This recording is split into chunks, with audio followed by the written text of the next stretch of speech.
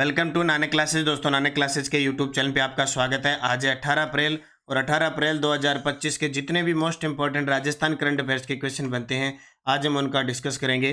पूरा वीडियो ध्यान से देखना और लास्ट में मैं आपसे क्वेश्चन पूछूंगा जिनके जवाब आपको कमेंट बॉक्स में देने हैं। आज हम पढ़ेंगे लोकतंत्र सेनानियों सम्मान विधेयक 2024 की राज्यपाल के द्वारा मंजूरी दी गई है, राजस्थान विश्वविद्यालय संशोधन विधेयक 2025 और फ्लैगशिप योजना में शामिल अटल प्रगति पथ। साथ में पढ़ेंगे डेली सुजस अपडेट। रोज इस समय आपको एक क्लास मिलती है, संडे के दिन वीकली और फिर मंथली क्लास मिल जाती है। और आज 9 बजे आपको 1 से लेकर 15 अप्रैल 2025 की class Nanak classes Shiv sir पर मिलेगी। तैयार रहना। 1 से 15 अप्रैल 2025 टॉप 50 क्वेश्चन। तो करें स्टार्ट। सभी प्यारे साथियों को प्यार भरा नमस्कार, गुड मॉर्निंग। एक बार सभी विद्यार्थी वीडियो को लाइक कर दें, शेयर कर दें। अगर आप चैनल पे नए हैं तो इसको सब्सक्राइब कर लें। सबसे पहले कल के क्वेश्चनों को रिवाइज करते हैं। कल हमने पढ़ा स्वाई भवानी सिंह की वैक्स फिगर मोम की मूर्ति की स्थापना 16 अप्रैल को कहाँ की गई और ये किस अवसर पर की गई? तो नाहरगढ़ वैक्स म्यूजियम 14वीं पुण्यतिथि पर। 16 अप्रैल 2025 को राजस्थान पुलिस स्थापना दिवस पर मुख्यमंत्री सराहनीय सेवा पदक से कुल कितने अधिकारी कर्मचारी सम्मानित हुए? 40। फ्लैगशिप योजना में शामिल पंचगौरव योजना का संबंध किस विभाग से है? आयोजना विभाग से। और उष्ट संरक्षण योजना में वर्ष 2024-25 में सहायता राशि 20,000 प्रति ऊंटनी यानी टोडिये के जन्म पर। यह हमने कल पढ़ा था। इसकी क्विज आपको Nanak classes Shiv sir Telegram पे मिल गई, ऑनलाइनर पीडीएफ मिल गई और भी सारी कल वाली मैंने पीडीएफ सारी डाल दी जो पिछले 3-4 दिनों से आपको पढ़ाया। और इसका टेस्ट जो नानक क्लासेज ऐप में 3-in-1 टेस्ट सीरीज चल रही है, daily test, weekly test, monthly test. Monthly video मिल गया, मंथली टेस्ट मिल गया, मंथली पीडीएफ मिल गई। 1 जनवरी से 31 दिसंबर का करंट यहाँ पे मिलेगा। तो जिसने भी अब तक ज्वाइन नहीं किया कर लेना। मतलब राजस्थान के संदर्भ में कोई भी तैयारी कर रहा है, इस टेस्ट सीरीज को मत छोड़ना। Daily, weekly, monthly video test सबसे आपका रिवाइज होता है। जरूर ज्वाइन कीजिए इसको नानक क्लासेज ऐप डाउनलोड करके। और राष्ट्रीय अंतर्राष्ट्रीय के लिए प्रताप क्लासेज ऐप पे डेली, वीकली, मंथली में। अब करें स्टार्ट आज की क्लास। पहला प्रश्न, राजस्थान लोकतंत्र सेनानियों सम्मान विधेयक 2024 के तहत कितनी मासिक पेंशन दी जाएगी? ये लो जी, ये 2000 जो अभी 24-25 का 70 चला था, उस 70 के अंदर विधेयक लाया गया था। अब इसको राज्यपाल की मंजूरी मिली है। किसकी? राज्यपाल की मंजूरी मिल चुकी है, क्योंकि कोई विधेयक कानून तभी बनेगा जब राज्यपाल की मंजूरी होगी। तो प्रति महीने 20,000 रुपये, मासिक 20,000 रुपये। अब ये सारे इंपॉर्टेंट है, सारे के सारे इंपॉर्टेंट है। देखो, राजस्थान लोकतंत्र सेनानियों सम्मान विधेयक 2024 का विधेयक है। 16 अप्रैल 2025 को राज्यपाल की मंजूरी मिली है और हमारे राज्यपाल है हरिभाऊ किशन राव बागड़े साहब। 31 जुलाई 2024 को इन्होंने शपथ ली थी, महाराष्ट्र के हैं। उद्देश्य क्या है इस विधेयक का? आपातकाल इमरजेंसी के दौरान लोकतंत्र की रक्षा में सक्रिय रूप से भाग लेने वाले राजस्थान मूल के लोकतंत्र सेनानियों को सम्मान और सुविधाएं प्रदान करना। लाभार्थी वर्तमान में 1140 लोकतंत्र सेनानी या उनके आश्रित है, वो लाभान्वित हो रहे हैं। इसमें क्या सुविधा है? 20,000 रुपये मासिक पेंशन मिलेगी, 4,000 रुपये प्रतिमाह चिकित्सा भत्ता मिलेगा और राजस्थान रोडवेज बसों में निःशुल्क यात्रा होगी। जिसे आप निःशुल्क यात्रा करते हो ना पेपर के टाइम, तो राजस्थान रोडवेज बसों में निःशुल्क यात्रा, 4,000 रुपये प्रतिमाह चिकित्सा भत्ता और 20,000 रुपये प्रति मासिक पेंशन मिलेगी। और देखो, अगर उस सेनानी की मृत्यु हो जाती है तो बाद में क्या होता है? बाद में पति या पत्नी को, यानी पत्नी है तो पति, पति है तो पत्नी को जीवन भर ये सभी सुविधाएं मिलेगी। अब फिर उनको मिलने लग जाएगी। राष्ट्रीय उत्सव में लोकतंत्र सेनानियों को आमंत्रित किया जाएगा, ये घोषणा है। अब क्या थी पृष्ठभूमि? क्या थी कि पूर्व में नियम बनाकर सुविधा दी जा रही थी, कांग्रेस सरकार ने 2019 में निरस्त कर दी। अब भाजपा सरकार ने इस वापस विधेयक बनाया और वापस कानून यानी पुनः लागू कर। तो ये आपको याद रखना। राजस्थान यानी लगभग 4 विधेयक थे, उनको राज्यपाल ने मंजूरी दी और चारों इंपॉर्टेंट है। राजस्थान विश्वविद्यालयों की विधियां संशोधन विधेयक 2025 के अनुसार अब कुलपति को किस नाम से जाना जाएगा? अब ये विधेयक रखा गया था लेकिन मंजूरी नहीं मिली थी, अब मंजूरी मिल गई।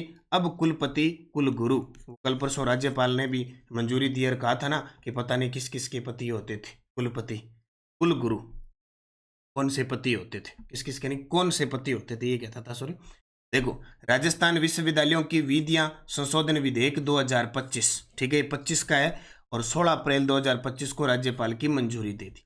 मुख्य बदलाव क्या हुआ कि अब कुलपति का नाम कुलगुरु, कुलपति को अब क्या कहेंगे, कुलगुरु। वैसे क्या होता है कि राज्यों के विश्वविद्यालयों का जो कुलाधिपति होता है वो राज्यपाल होता है, यानी जिसको हम कह सकते हैं चांसलर, कुलाधिपति। और फिर इनके नीचे कुलपति होता है, कुलपति जिनका अब नाम कर दिया कुलगुरु, इनको वाइस चांसलर कहते हैं। कुलपति का नाम तो कर दिया कुलगुरु और प्रति कुलपति का नाम कर दिया अप्रति कुलगुरु। अंग्रेजी में नाम वही रहेगा, वाइस चांसलर और प्रो वाइस चांसलर। ठीक है, यानी चांसलर तो राज्यपाल होता है, वाइस चांसलर कुलपति होता है कुलगुरु। सरकार का तर्क है कि गुरु शब्द विद्यार्थियों के चरित्र निर्माण को दर्शाता है। बिल्कुल। वर्तमान भूमिका, कुलपति विश्वविद्यालय का मुख्य कार्यपालक और शैक्षणिक अधिकारी है। और पहले का तात्पर्य कुलपति शब्द में प्रशासनिक और स्वामित्व का संकेत आता था। राजस्थान विश्वविद्यालयों की विधियां संशोधन विधेयक 2025 राज्यपाल ने 16 अप्रैल को मंजूरी दे दी, अब कुलगुरु हो चुके हैं। तीसरा विधेयक, राजस्थान विधियां संशोधन 2025 के तहत किन संस्थानों में न्यायाधीशों की नियुक्ति समाप्त कर दी गई है। न्यायाधीशों की नियुक्ति होती थी, वहां समाप्त कर दी है नगर सुधार न्यास और विकास प्राधिकरण, नगर सुधार न्यास और विकास प्राधिकरण। ये विधेयक आया था और वही 16 अप्रैल 2025 को राज्यपाल की मंजूरी मिली। संशोधन का विषय क्या था कि राजस्थान नगर सुधार न्यासों व विकास प्राधिकरणों में न्यायाधीशों की नियुक्ति समाप्त कर दी है। जयपुर, जोधपुर, कोटा, उदयपुर, अजमेर विकास प्राधिकरण और नगर सुधार न्यास है वो प्रभावित थे। देखो 1 2 3 4 5, अब 2 और हो चुके हैं, ध्यान रखना। एक बीकानेर एक और बन चुका है, प्लस भरतपुर को भी बना दिया गया है, अब 7 हो गए। बिल लाने का कारण, सुप्रीम कोर्ट के अंतरिम निर्णय के बाद न्यायिक व्यवस्था में बदलाव। अब इन संस्थानों में न्यायाधीशों की नियुक्ति नहीं होगी, यथावत रहेगी, कोई कमी नहीं होगी। सभी प्राधिकरणों और न्यासों के लिए एक समान सेवा शर्तें निर्धारित रहे। राजस्थान विधियां संशोधन 16 अप्रैल 2025 राज्यपाल को मंजूरी में। राजस्थान विधियां निरसन अधिनियम 2025 के तहत कितने पुराने और अप्रचलित कानून समाप्त करती हैं।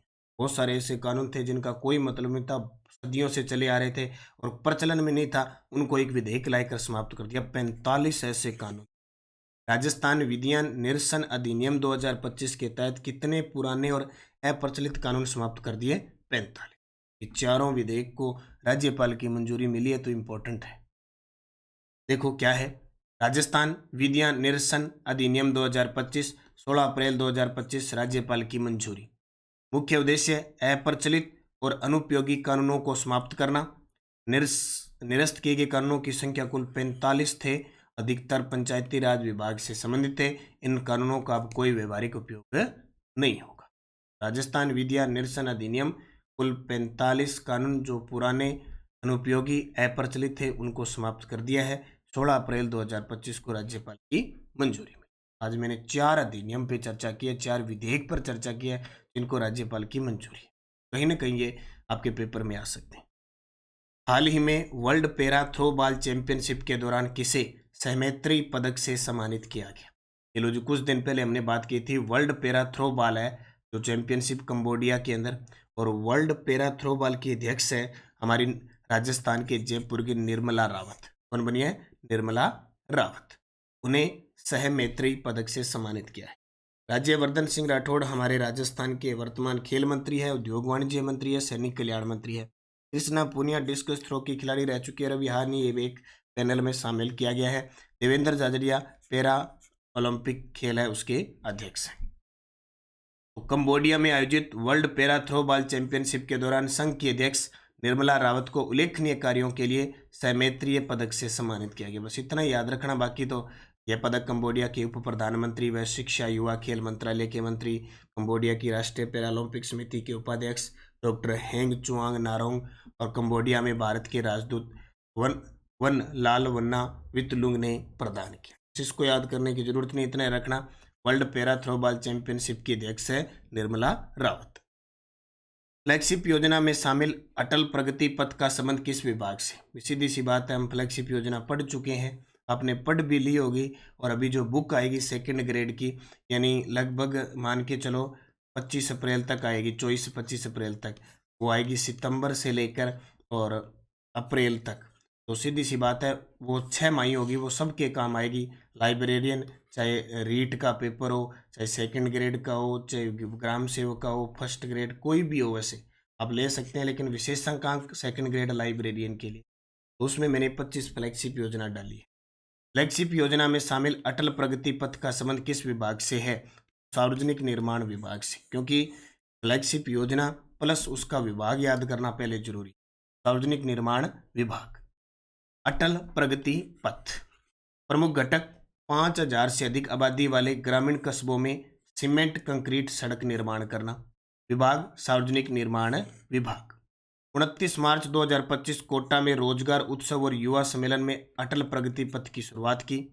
ग्रामीण क्षेत्र के निवासियों को भी शहरी क्षेत्रों के समकक्ष सुविधाएं प्राप्त हो सके, इस हेतु हमारे द्वारा सतत रूप से प्रयास किए जाएंगे। प्रथम चरण के रूप में 10,000 से अधिक आबादी वाले ग्रामीण क्षेत्रों में सीमेंट कंसेंट्रेट के अटल प्रगति पथ निर्मित किए जाने की घोषणा है। इस हेतु 2 वर्षों में 1,000 करोड़ रुपए का व्यय प्रस्तावित। 1,000 करोड़ रुपए का व्यय प्रस्तावित 2 वर्षों में।